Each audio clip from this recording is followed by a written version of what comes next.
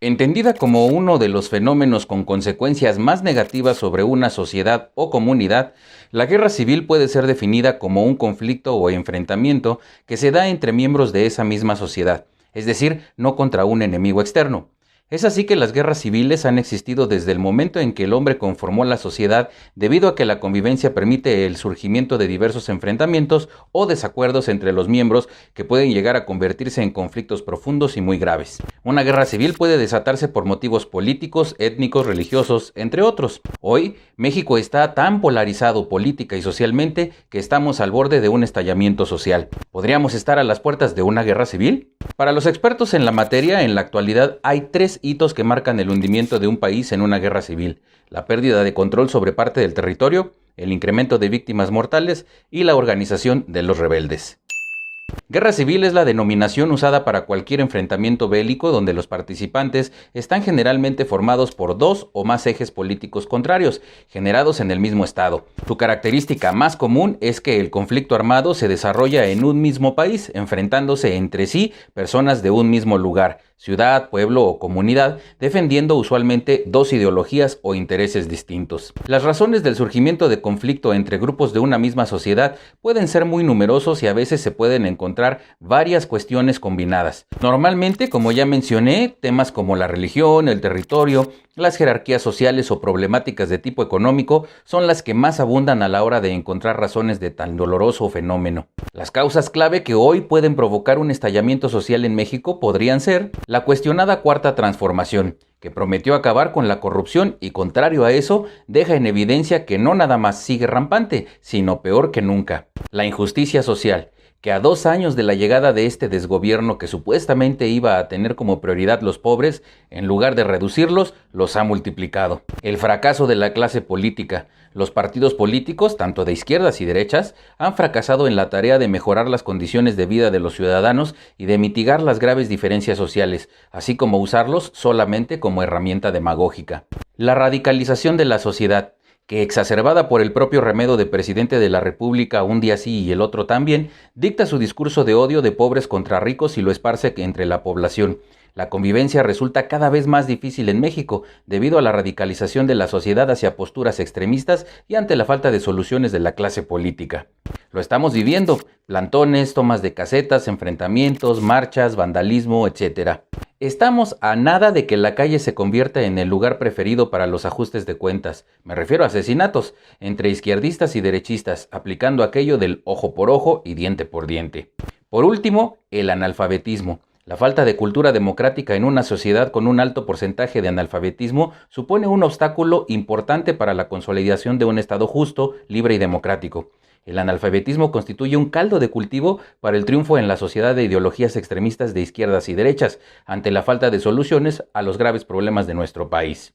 ¿Por qué menciono todo lo anterior? Bien, pues porque seguramente durante la última semana hemos escuchado acerca de la famosa Alianza Federalista y la amenaza de romper con el Pacto Federal. Pero, ¿saben qué es todo esto o de qué se trata? El Pacto Federal fue concebido para promover el desarrollo equitativo de todos los miembros de la Federación. Este plan reconoce que todos los órdenes de gobierno, las entidades federativas y los órganos del gobierno federal deben asumir corresponsablemente los programas y acciones para equilibrar recursos y oportunidades a fin de mitigar las disparidades en el desarrollo entre los estados y entre los municipios. El llamado Pacto Federal es un acuerdo de igualdad mediante el cual se les otorga soberanía a los estados, pero que a su vez se reconoce a un gobierno federal de la República como representante. De acuerdo con el artículo 40, es voluntad del pueblo mexicano constituirse en una república representativa, democrática, laica y federal, compuesta por estados libres y soberanos en todo lo concerniente a su régimen interior y por la Ciudad de México, unidos en una federación establecida según los principios de esta ley fundamental. De esta manera es que el Pacto Federal fue concebido, por lo menos en teoría, para promover el desarrollo equitativo de todos los miembros de la Federación para no perpetuar rezagos. Entonces, ¿cuál es el problema si todo suena muy bien? Ustedes se preguntarán. Muy bien, pues este capítulo de la vida política de México inició por ahí del 19 de marzo de este año, cuando Jaime Rodríguez el Bronco, gobernador de Nuevo León, Miguel Riquelme, gobernador de Coahuila por el PRI, y Francisco García Cabeza de Vaca, gobernador de Tamaulipas por el PAN, crearon la Coordinación Noreste COVID-19, una junta que administraría los esfuerzos para combatir la pandemia que acababa de llegar a México. Al manifestar una agenda política en común y al mismo tiempo en oposición al jefe del Ejecutivo Federal, decidieron fundar la Alianza Federalista. Ahora, más allá del tema sanitario, se establecerían puntos de administración pública que, de acuerdo a sus criterios, mejoraría las condiciones de los habitantes de las entidades que gobiernan. Este giro en la agenda ocurrió porque, además de pedir más recursos e insumos para combatir al nuevo coronavirus en sus estados, los tres mandatarios locales pidieron la revisión del pacto fiscal debido a que consideran que las entidades del norte del país son las que más recursos aportan a la federación y no reciben lo necesario para resolver las necesidades de las entidades. Debido a lo anterior, se le sumaron dos gobernadores más: José Rosa Sáiz Puro de Durango, del PAN, y Silvano Aureoles, del PRD, y jefe del Ejecutivo Local de Michoacán. Más tarde se sumaron Enrique Alfaro, gobernador de Jalisco por Movimiento Ciudadano, y José Ignacio Peralta de Colima, del PRI. Finalmente, en las reuniones 12 y 14 se sumaron Diego Sinue de Guanajuato y Javier Corral de Chihuahua, respectivamente, ambos gobernadores del PAN. De este modo, se ha impulsado por parte de la alianza una agenda que incide en el cambio del llamado pacto fiscal, pues de acuerdo con ellos, se trata de un maltrato para los gobiernos locales que representan. Como consecuencia, la Asociación de Gobernadores de Acción Nacional, la AGOAN, se sumó a los mandatarios de la Alianza Federalista en esta demanda de establecer un nuevo acuerdo financiero y fiscal de promoción y competitividad para los estados y municipios, advirtiendo que la situación de las entidades del país es insostenible y está incubando una crisis nacional. En un pronunciamiento difundido en Twitter, los gobernadores panistas aseguraron que enfrentan la pandemia con sus recursos ordinarios, además de que producto de la crisis sanitaria y económica ha habido grandes recortes a educación, seguridad, infraestructura, protección civil, ciencia, cultura, deporte, entre otros. Se requieren grandes decisiones de inmediato, postearon. Con la unión a la Alianza Federalista de la AGOAN, son ya 14 estados demandando lo mismo al gobierno federal. Cito textual: es hora de respetar el espíritu republicano, federalista y democrático y replantear el Sistema Nacional de Coordinación Fiscal, reconsiderar la extinción de los 109 fideicomisos y ponderar un cambio de ruta en la estrategia federal contra la pandemia por COVID-19. Es necesario establecer un diálogo efectivo y una empatía real. De no establecer puentes firmes y de respeto entre el gobierno central y los estados y municipios, se pondrá en riesgo la consistencia y razón de ser de nuestro pacto federal, dijeron. La gran pregunta es entonces, ¿se puede romper el pacto federal?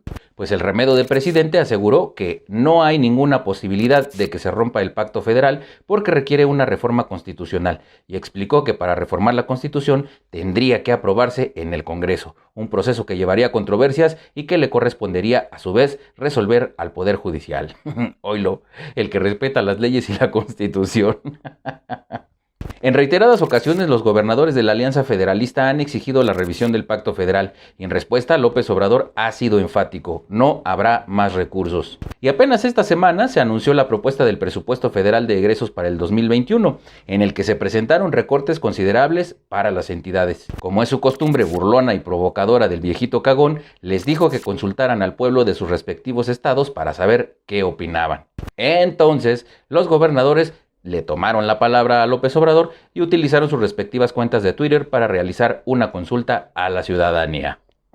Martín Orozco de Aguascalientes, Silvano Aureoles de Michoacán, Enrique Alfaro de Jalisco, Jaime Rodríguez Calderón el Bronco de Nuevo León, Francisco García Cabeza de Vaca de Tamaulipas y Diego Sinue Rodríguez Vallejo de Guanajuato preguntaron en redes sociales si deberían abandonar el pacto.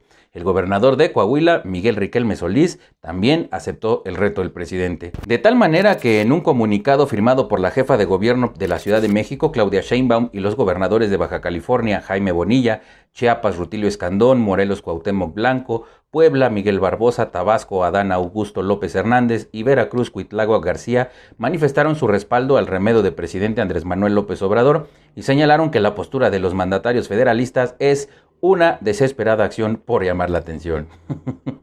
Todo esto desembocó preguntas obligadas. ¿La Alianza Federalista busca separarse? ¿Hacerse estados independientes? ¿Cómo quedaría el mapa de nuestro país? ¿Sería el Nortexit y Chairotitlán?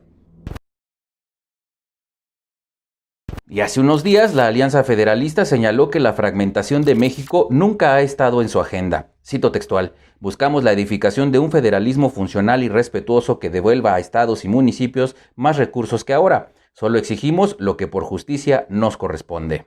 Bien, pues dicho todo lo anterior, me parece que si bien son válidas y legítimas las demandas de la Alianza Federalista, se están enfrentando al maestro de la manipulación, el engaño y la polarización en este país. Por lo tanto, deben dar los siguientes pasos con más cautela. Por otro lado, veo positivo que le estén haciendo frente al autoritarismo presidencial y que esto traiga como consecuencia que ciudadanos de esos estados tomen acción en las próximas elecciones del 2021. Y lo que veo negativo es que al mismo tiempo estas circunstancias abonan más a la radicalización del país, pudiendo derivar en un estallamiento social que no conviene a nadie, puesto que sería el pretexto perfecto para la militarización del país y por consecuencia la implantación de una dictadura con todas sus letras. Recuerda que puedes hacer tu donativo vía PayPal. Encuentra el link en la caja de comentarios. Gracias. Síguenos en nuestras redes por Alterno 180. Espero tus comentarios. Suscríbete y presiona la campana para recibir nuestras notificaciones.